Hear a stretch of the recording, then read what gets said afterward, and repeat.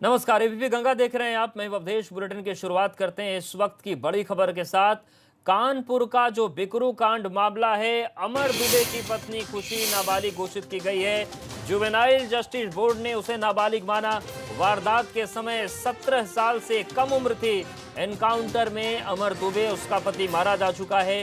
3-4 दिन हुए थे शादी को। तो ये इस वक्त की बड़ी खबर। बिकरू कांड में अमर दुबे, जिसका एनकाउंटर में जिसको ढेर किया गया, उसकी पत्नी खुशी नाबालिग घोषित की गई है जुवेनाइल जस्टिस बोर्ड की तरफ से। जुवेनाइल जस्टिस बोर्ड ने उसे नाबालिग माना है। वारदात के समय 17 साल से कम उम्र थी उसकी। एनकाउंटर में अमर दुबे मारा जा चुका है।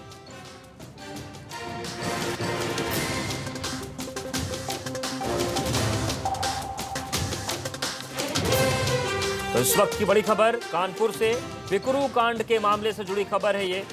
अमर दुबे की पत्नी खुशी को जुवेनाइल जस्टिस बोर्ड ने नाबालिग घोषित किया है।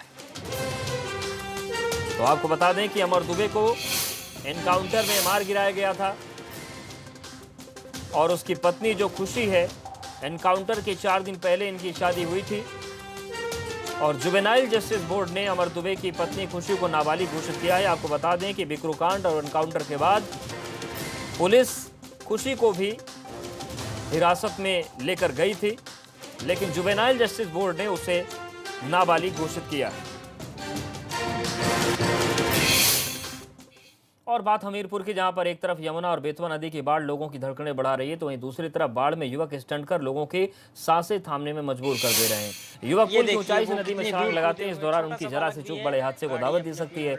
लेकिन हैरान करने वाली बात यह है कि सरेआम हो रहे इस तरह के जानलेवा स्टंट पर स्थानीय पुलिस और प्रशासन की नजर नहीं। आप देखिए तस्वीरें किस तरीके से जो बच्चे हैं वो स्टंट कर रहे हैं और यहाँ पर पुलिस का कोई ध्यान नहीं है। कोई हादसा हो जाएगा तो जिम्मेदार आखिर कौन होगा, इसका जवाब देने वाला कोई नहीं है। सरेआम स्टंट हो रहा है लेकिन कोई रोक नहीं रहा है। ये देखिए, ये पुल के नीचे छलांग लगा रहे हैं, ये देखिए। तो हमीरपुर की तस्वीरें हम आपको दिखा रहे हैं, जहां पर नदी उफान पर है, पुल के बेहद करीब, अब बल्कि पुल के ऊपर पानी बह रहा है। आप देखिए बच्चे पुल पर हैं और इस पुल से कूद कूद कर छलांग लगा रहे हैं। तो पुल के ऊपर पानी बह रहा है, ऐसे में वहां पर कम से कम एक गार्ड की, एक पुलिसकर्मी की तैनाती तो होनी चाहिए, लेकिन किसी को कोई फर्क नहीं पड़ता जब तक कि कोई दुर्घटना या हादसा ना हो जाए। दुर्घटना या हादसा होने के बाद ही शायद नींद यहां पर प्रशासन की खुलेगी।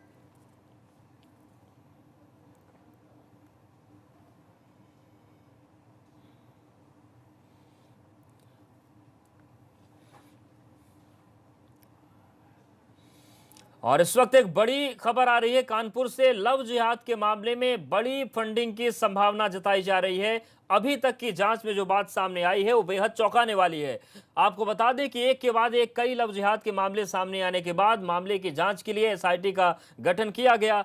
लव जिहाद के मामले में संगठित गिरोह की तरह काम करने और फंडिंग की बात सामने आई थी। एसआईटी इस पूरे मामले को पीएफआई, सिमी और पाकिस्तान से जोड़कर देख रही है, क्योंकि अभी तक जांच में जो बातें सामने आई हैं उसमें लव जिहाद के मामलों में बाहर से स्रोत के फंडिंग की संभावना जताई जा रही है। आईजी मोहित अग्रवाल के मुताबिक अभी तक जितने भी लव जिहाद के पीड़ित मिले वो सभी जूही लाल कॉलोनी से ही संबंध रखते हैं। यही नहीं, जांच में यह भी सामने आया है कि ज्यादातर युवकों की माली हालत ठीक नहीं है, बावजूद इसके वो बहुत पैसे खर्च करते हैं। सवाल यही है, पैसे कहां से आ रहे हैं? कानपुर में लव जिहाद के एक के बाद एक कई मामले सामने आने के बाद एसआईटी का गठन किया गया था, तो वहीं अब एसआईटी की जांच का दायरा एक अलग दिशा में चला गया है। जिस तरह से शुरुआत से ही आरोप लगाए जा रहे थे कि पूरे जो घटनाक्रम है उसमें कहीं ना कहीं सुनियोजित तरीके से संगठन काम कर रहा है और इनकी फंडिंग की जा रही है, उसको लेकर अब जो जिले के अधिकारी हैं उन्होंने जाँच शुरू कर दी है। जिले के अधिकारियों का कहना है कि पूरे मामले पर पीएफआई और सिमी, यही नहीं जो दुश्मन देश पाकिस्तान है उसको भी जोड़कर जांच की जा रही है, क्योंकि जिस तरह से जूही लाल कॉलोनी के जितने भी युवक सामने आए हैं सबकी माली हालत ठीक नहीं है, बावजूद इनके पास किस तरह से धन आ रहा है, इसको लेकर जांच का दायरा बढ़ा दिया गया है।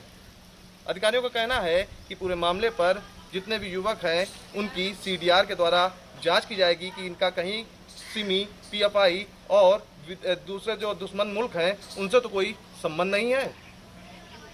वीडियो संकेत के साथ प्रभात अवस्थी, एबीपी गंगा, कानपुर। और कानपुर में एटीएम से ठगी का एक बड़ा मामला सामने आया है। एटीएम में लगी मिली स्क्रीमर डिवाइस से एटीएम के कैमरे भी खराब किए गए। कोहना थाना क्षेत्र के आर्य नगर का ये पूरा मामला है। तो इस वक्त की बड़ी खबर, एटीएम में आप जाते हैं तो थोड़ा सतर्क रहने की जरूरत है। कानपुर से एटीएम से ठगी का बड़ा मामला सामने आया। एटीएम में स्क्रीमर डिवाइस लगी हुई मिली है, एटीएम के कैमरे भी खराब किए गए।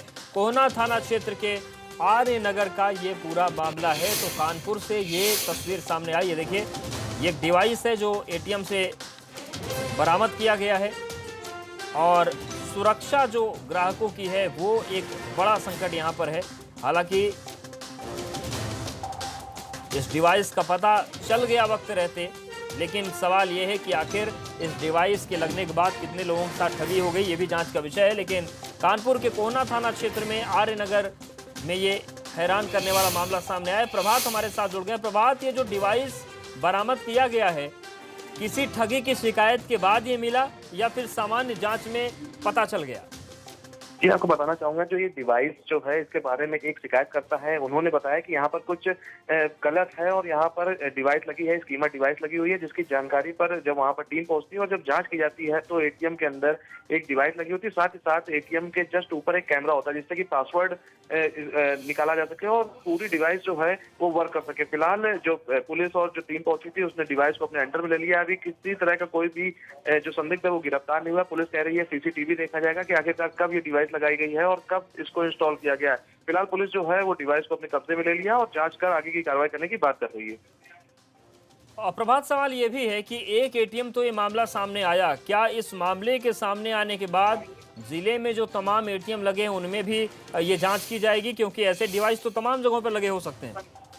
जी बिल्कुल, जो अधिकारी है उनका कहना है कि इस तरह की जो डिवाइसेस हैं, क्योंकि स्कीमर डिवाइस है, पहले भी कई मामले आ चुके हैं, जांच की जाती है और अब जब ये मामला सामने आया है तो जांच की जाएगी और साथ ही साथ जो और भी एटीएम है उनकी भी जांच की जाएगी कि किसी और भी एटीएम में इस तरह की डिवाइस ना लगी हो और लोगों के साथ ठगी ना हो जाए। जी शुक्रिया जानकारी और अपडेट्स को देने के लिए। और लखीमपुर खीरी के धौराहरा तहसील इलाके में जहां नदियों के जलस्तर कम होने के बाद अब कटान होने लगी है, शारदा नदी के कहर से रामनगर बगा गांव के कई घर नदी में समा चुके हैं। वहीं तस्वीरों में साफ देखा जा सकता है कि किस तरीके से शारदा नदी घरों को निकलने के लिए आतुर है। देखिए किस तरीके से घर कटान में बहते चले जा रहे हैं और कटान की वजह से कई घर अभी तक नदी में समा चुके हैं। तो एबीपी गंगा पर ये एक्सक्लूसिव तस्वीरें आप सामने देखिए। एक पक्का घर है, कच्चा घर भी हो तो एक बार आप सोचिए, पक्के घर जो हैं वो ढह जा रहे हैं। और लखीमपुर खीरी, गोंडा, बहराइच, इन तमाम जिलों की बात करें तो इनकी ये किस्मत हो गई है कि हर साल इस तरीके के नुकसान इन ज़िलों को, ज़िलेवासियों को झेलने पड़ते हैं। शारदा नदी में घर गिरते चले जा रहे हैं। तस्वीरों में साफ देखा जा सकता है कि शारदा नदी में देखते ही देखते कुछ सेकंड्स में ये मकान समा गया। वहीं ग्रामीण अपने घरों को गिरते हुए सिर्फ बेबस हैं, क्योंकि इस कटान का, इस बाढ़ का, इस बहाव का कोई इलाज नहीं है।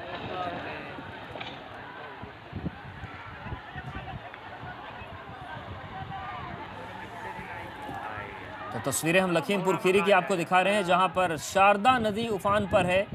कटान बहुत ज़्यादा बढ़ गई है और आप देखिए किस तरीके से जो लोगों की ज़िंदगी भर की मेहनत और कमाई से बने हुए घर हैं वो चंद सेकंड में टूट कर शारदा नदी में बहते जा रहे हैं। और तमाम हज़ारों गांव ऐसे हैं जहां पर इस तरीके की बेबसी है।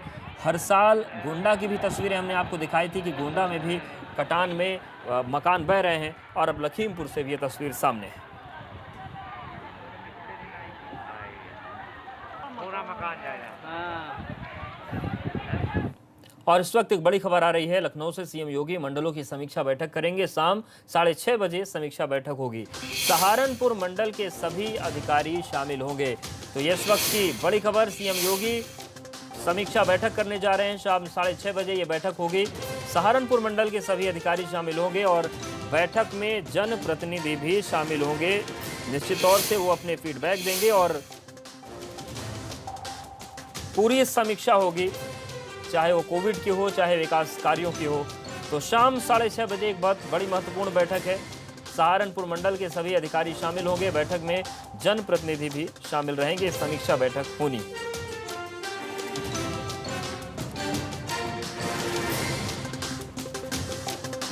अनुभव हमारे साथ जुड़ गए हैं। अनुभव, जो समीक्षा बैठक होने जा रही है इसमें कोई विशेष एजेंडा है, विशेष विषय है या फिर हर मुद्दे पर बात होगी। देखिए अवधेश, पूरे प्रदेश में जिस तरीके से कोरोना का प्रकोप बढ़ा है, लगातार मामले सामने आ रहे हैं, वो तो मुद्दा है ही कोविड-19।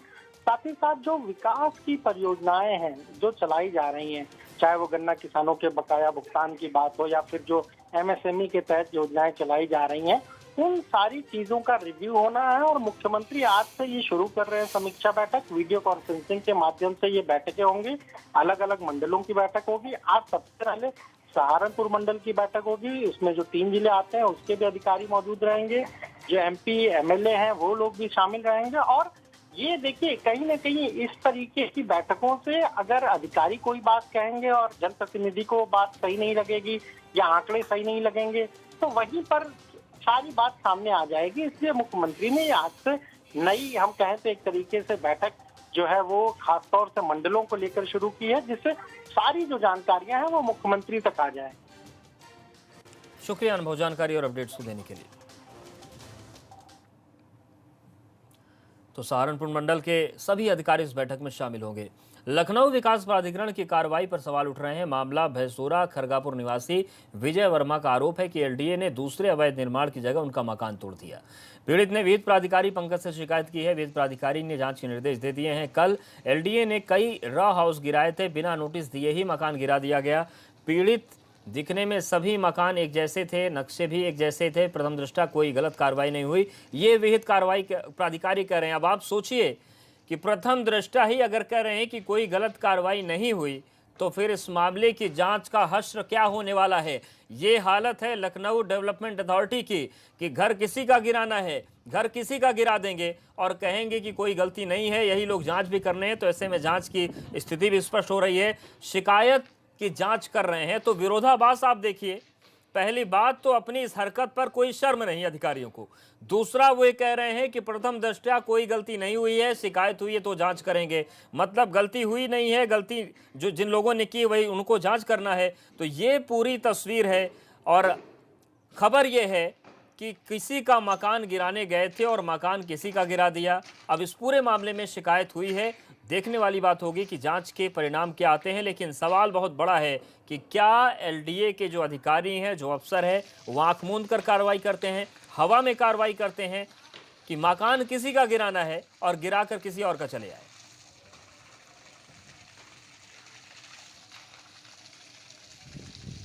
तो लखनऊ की तस्वीर हम आपको दिखा रहे हैं, जहां पर भौसेरा में खरगापुर निवासी विजय वर्मा का घर गिरा दिया गया।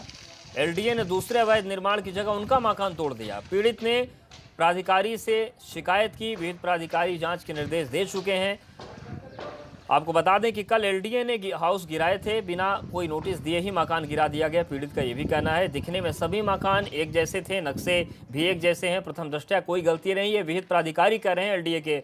लेकिन यह भी कहा जा रहा है कि शिकायत हुई है तो जाँच करेंगे।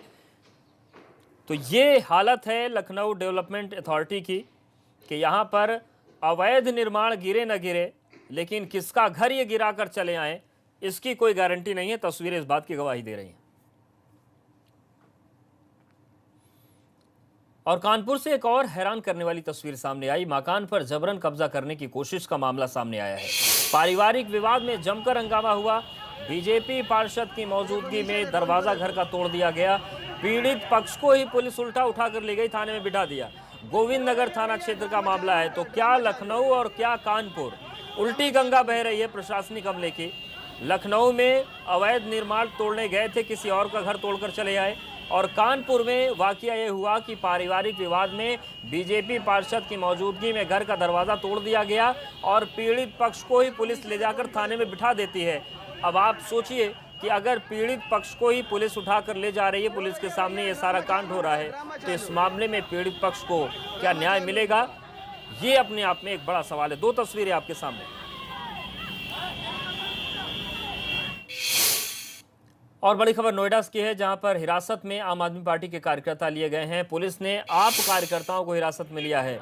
सेक्टर 18 में सरकार के खिलाफ प्रदर्शन कर रहे थे, बिना अनुमति के प्रदर्शन कर रहे थे आम आदमी पार्टी के कार्यकर्ता। पुलिस से नोकझोंक हुई और कोतवाली सेक्टर 20 पुलिस ने इन्हें हिरासत में ले लिया है। तो देखिए तस्वीर हम नोएडा की दिखा रहे हैं, जहां पर आम आदमी पार्टी के कार्यकर्ता बिना अनुमति के प्रदर्शन कर रहे थे, इनको सेक्टर 20 कोतवाली ने हिरासत में ले लिया।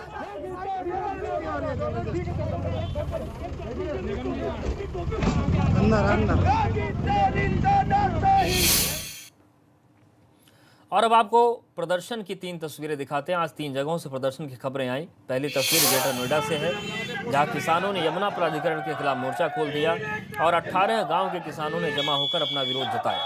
दूसरी तस्वीर कानपुर की है, जहां बजरंग दल के कार्यकर्ताओं ने लव जिहाद के विरोध में प्रदर्शन किया और एसपी साउथ से मामले में त्वरित कार्रवाई की मांग की।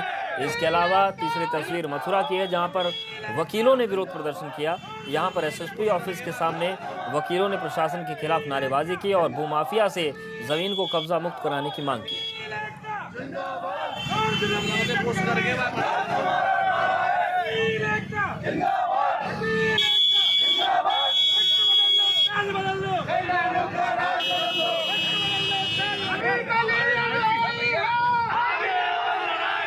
तो ग्रेटर नोएडा में किसानों का मोर्चा, कानपुर में बजरंग दल का मोर्चा और मथुरा में वकीलों का मोर्चा। 3 शहर और 3 आंदोलन।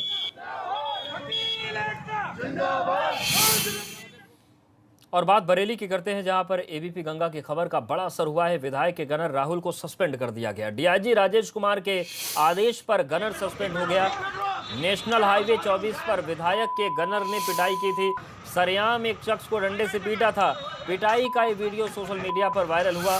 शाहजहांपुर के कटरा से भाजपा विधायक वीर विक्रम सिंह और प्रिंस का गनर सिपाही राहुल है, जिसे सस्पेंड कर दिया गया। लेकिन सवाल ये उठता है कि जब विधायक जी का ये गनर है, उनके साथ चल रहा था, तो फिर आखिर विधायक जी पर मामला क्यों दर्ज नहीं हो रहा? क्या विधायक या विधायक का गनर किसी आम आदमी की ऐसे पिटाई कर सकते हैं? जो गनर है वो सुरक्षा के लिए मिलता है, लेकिन किसी को इस तरीके से पीट दिया गया। क्या इस मामले में विधायक की जवाबदेही तय नहीं की जाएगी? क्या गनर को सस्पेंड करके विधायक जी को जिम्मेदारी से बचाने की कोशिश की जा रही है?